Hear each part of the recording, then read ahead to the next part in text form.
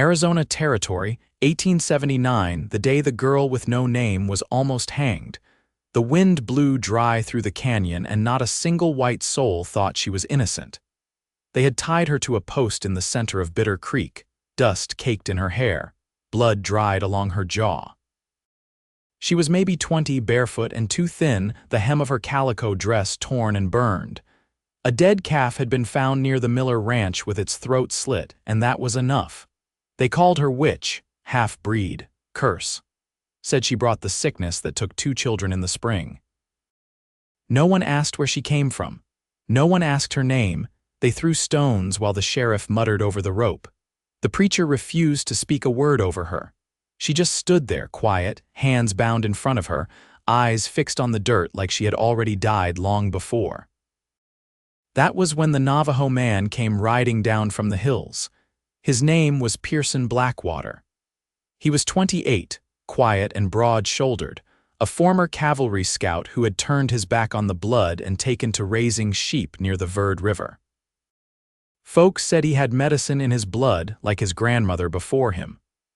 Others said he kept to himself because he had seen too much war. He dismounted slow, eyes catching on the girl. He did not ask what she had done. He did not ask who she was.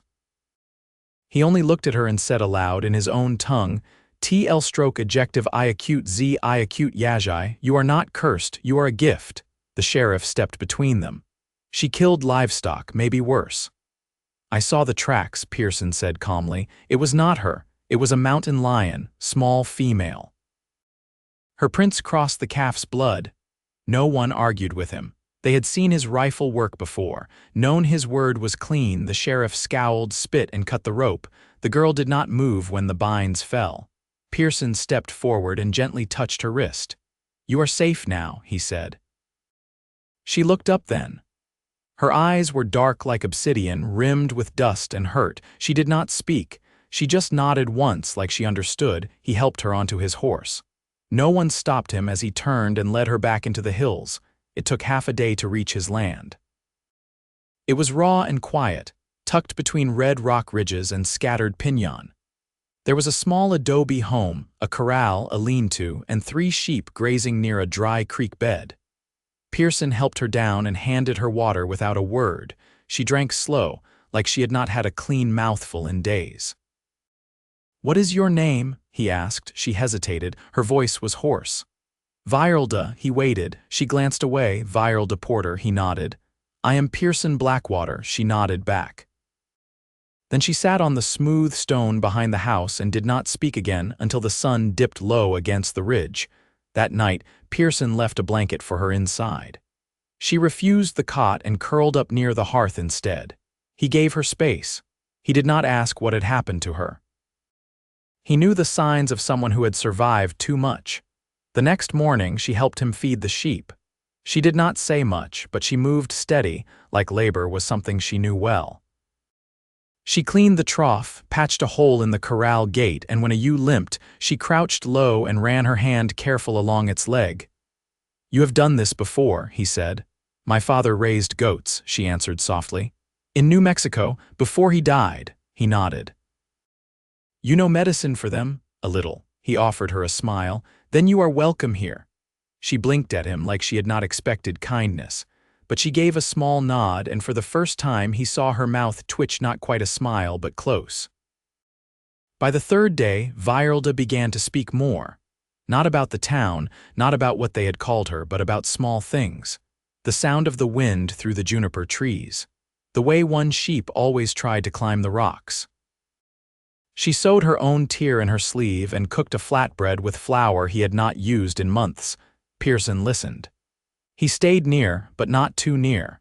He sensed she was still unraveling from something sharp.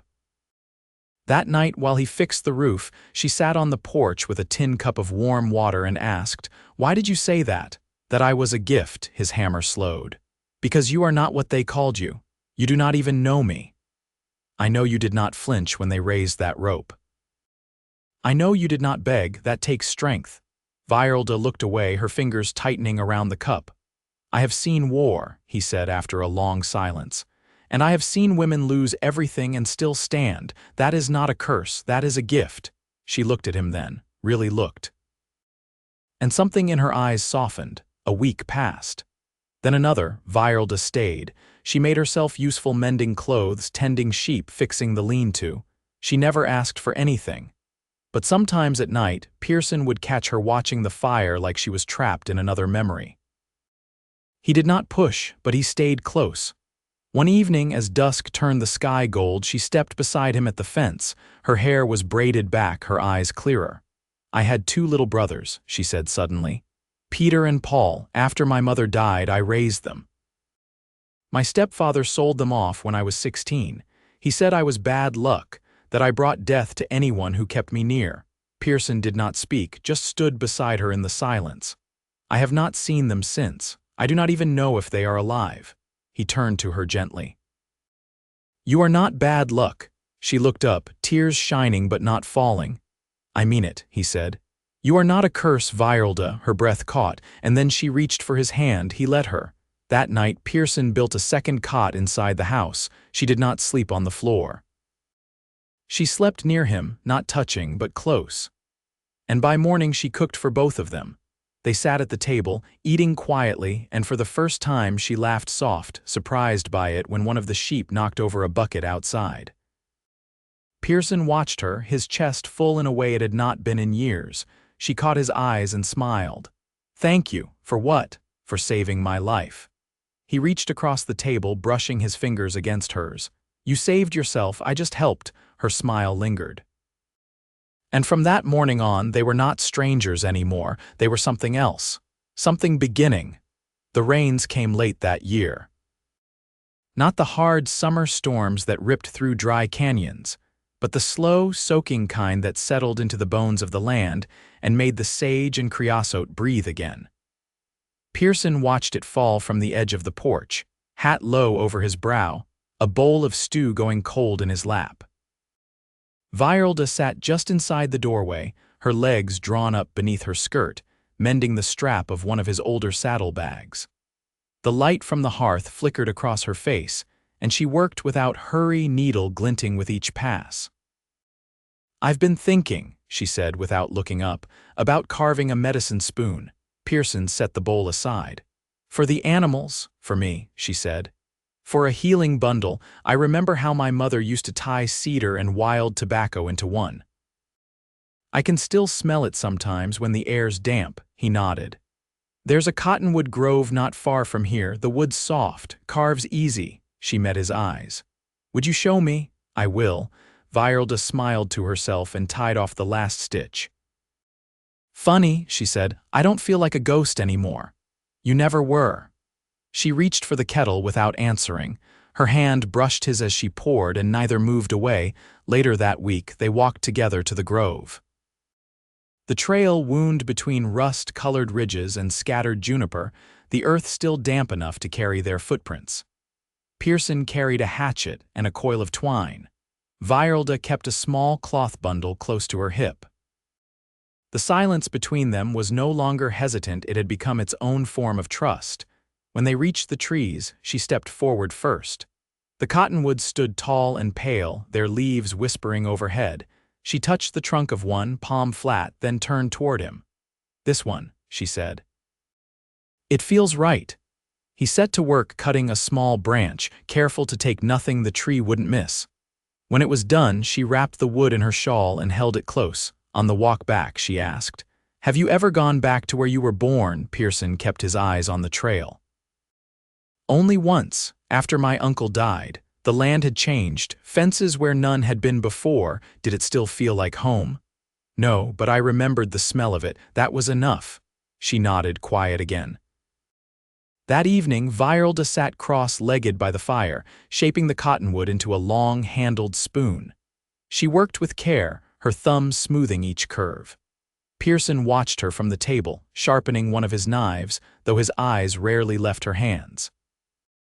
"You know," she said, not looking up, "I used to dream of marrying a man who could dance a reel and recite scripture, someone from town, someone who wore clean boots." He raised an eyebrow. "And now," she set the spoon down and looked at him, long and direct. "Now I think I'd rather have someone who listens, Someone who sees what's true, not just what's easy. He set the knife down. I never learned to dance. I don't need you to. She stood and walked to him, spoon in hand. Her fingers brushed his where they rested on the table. I want to stay, she said. You already have, he answered. The next day, they rode into the Mesa Valley to trade for flour and coffee. The trading post was small, kept by an elderly couple who knew Pierson by name but said little. Virelda stayed close to his side, eyes steady but cautious. A few men on the porch stared too long, but no one spoke. When they left, she didn't mention it, but she held the reins tighter on the ride home. That night, she sat beneath the stars with her back against the wall of the house, the carved spoon in her lap. Pierson joined her, handing her a warm tin mug. They still think I'm cursed, she said. Let them, he replied. You know better now. She glanced toward him. I do. They didn't speak again until the fire inside had burned down low and the night turned cold. When they went in, Virelda did not take the cot. She lay beside him, close enough that their breath mingled. She whispered, "Will you teach me your language?" He answered softly, "I will." And when she fell asleep with her hand resting against his chest, Pierson didn't move. The rain had passed. The land had softened, and something between them had taken root under the shelter of quiet things. The wind shifted near the end of September, tracing cooler air down from the Mogollon Rim. By then, the days shortened fast, and the sheep huddled tighter at night. Pierson had begun stacking piñon for the winter, and Virelda gathered herbs with practiced hands, drying them in small bundles she hung from the ceiling rafters. She'd carved 3 spoons now, each one different, nestled together in a folded cloth near her medicine pouch. One morning, she stood in the doorway with her shawl drawn around her shoulders, watching a kestrel circle high above the ridge. "I dreamed about my brother Peter last night," she said. "He was taller than I remembered. Had a scar on his chin that I didn't recognize." Pierson tied a feed sack closed and leaned against the rail. "You think he's still alive? I don't know, but in the dream he knew my name." She turned to him, face unreadable. That felt like enough. He nodded once, then lifted the sack to the storehouse without another word. Later that day, they rode into the northern draw to check the water troughs. Virelda sat straight in the saddle, eyes always moving, not out of fear but instinct. When they reached the lower spring, they found it half dammed with silt from the last rain. She climbed down without waiting and set to clearing it with her hands, mud streaking up her arms. "You missed the cavalry?" she asked suddenly. Pierson crouched beside her, pushing aside a stone. "No," she paused. "Even the parts before the fighting? There weren't many parts before." She looked at him then, not pitying, just seeing him. "I used to think I had to marry someone who'd never been touched by violence," she said. "But I don't think that anymore." He rinsed his hands, then hers, the water running dark between their fingers. "Why not?" "Because I don't think peace lives in untouched people. I think it lives in people who fought their way to it." The sun was starting down by the time they returned. That evening, while he lit the lamp, she laid out a small cloth and began sorting dried leaves. Her fingers moved in patterns that reminded him of things older than books, things passed hand to hand, woman to woman. "I want to find a place to plant bee balm," she said. "It calms the lungs. Helps with fever. There's a patch of soft soil behind the shed," he said. "It gets morning light." She nodded, then carefully folded the cloth again, tying it shut. That night, she asked him to sit beside her while she braided her hair. She didn't speak, and neither did he, but when she passed him the comb, he took it without hesitation, working slow, careful not to pull. "I used to cut it," she said, voice low, "whenever someone called me cursed. Like if I gave up the parts of me that were old or wild, I could pass." He didn't answer. He just rested his hand against her back, steady as the earth beneath them. That winter they would plant the bee balm. They would trade wool for salt and canvas. They would find an orphaned lamb and raise it by hand. But that night they simply sat close, the fire low, the silence between them full of the things they no longer had to say. And when she lay down beside him, her head tucked beneath his jaw, the last thing she whispered before sleep was, You were right, I was never cursed. He held her closer. No, you were a gift. Snow came early in October.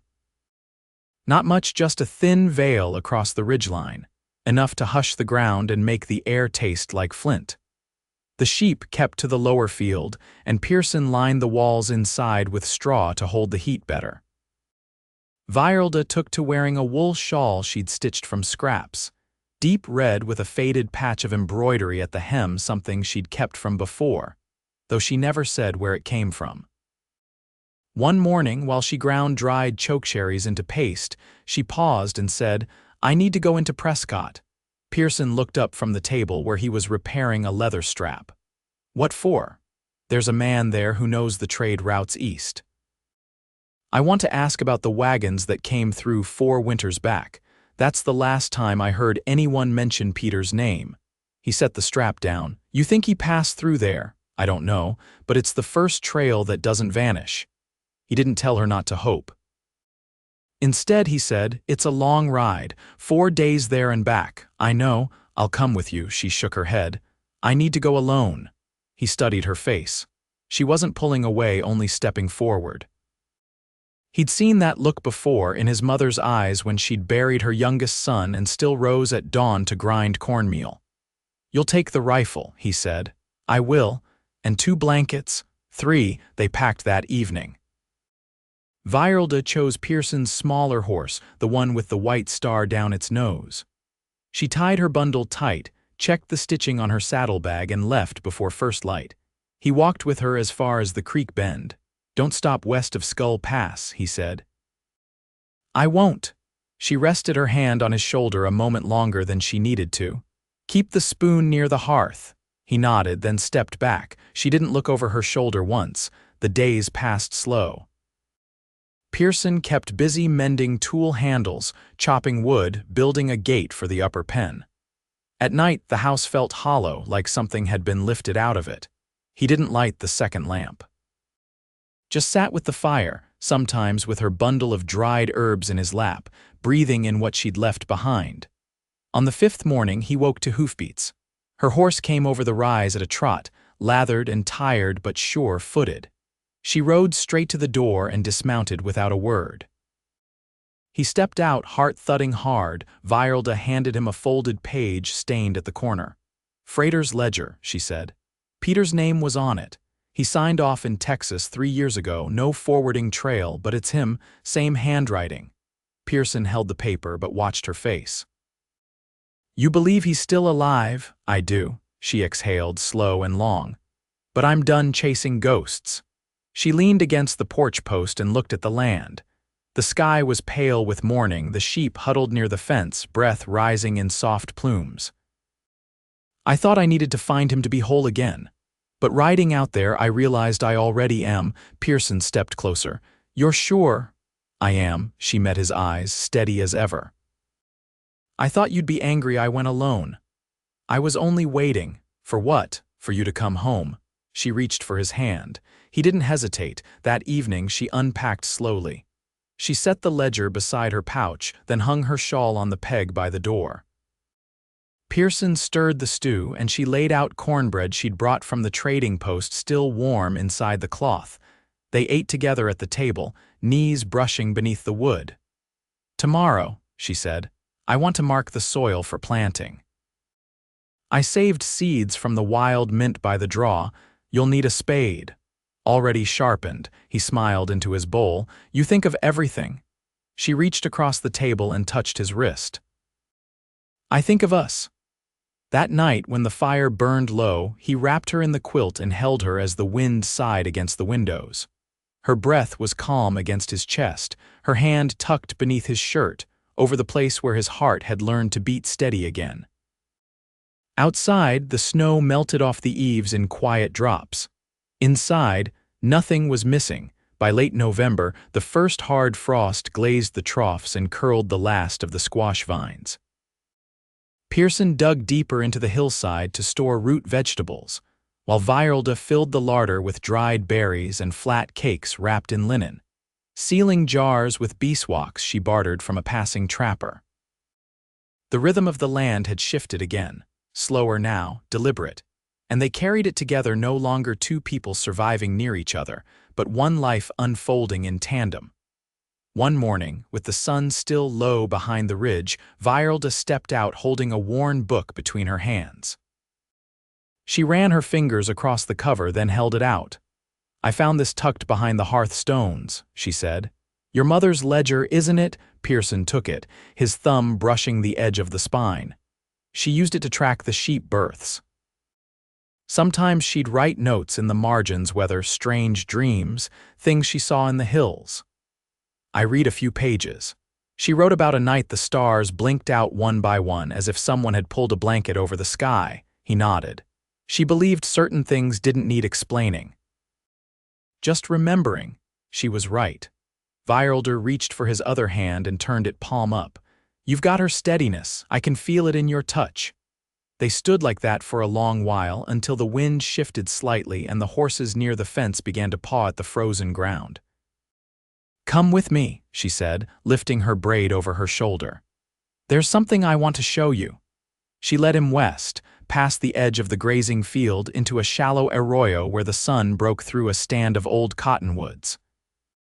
She knelt beside a flat stone, half buried in earth, and brushed it clean with her shawl. "I carved it last night," she said. "For Peter, not because he's gone, but because I'm letting go of what I can't carry anymore." The stone bore no name, just a single carved line in the shape of a small flame.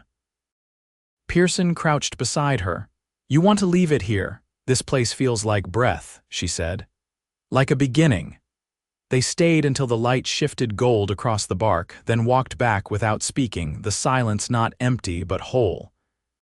That evening, she laid out a piece of soft buckskin and began sewing two names into it, hers and his, threaded side by side in tight, careful stitches. He watched from the door, his hands still dusty from the field, a question forming at the edge of his breath.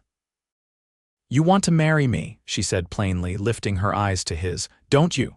"Yes." She set the needle down. "Then say it." He crossed the room, slow but sure, and knelt in front of her. "Virelda Porter, I want to marry you if you'll have me." "I will," she said.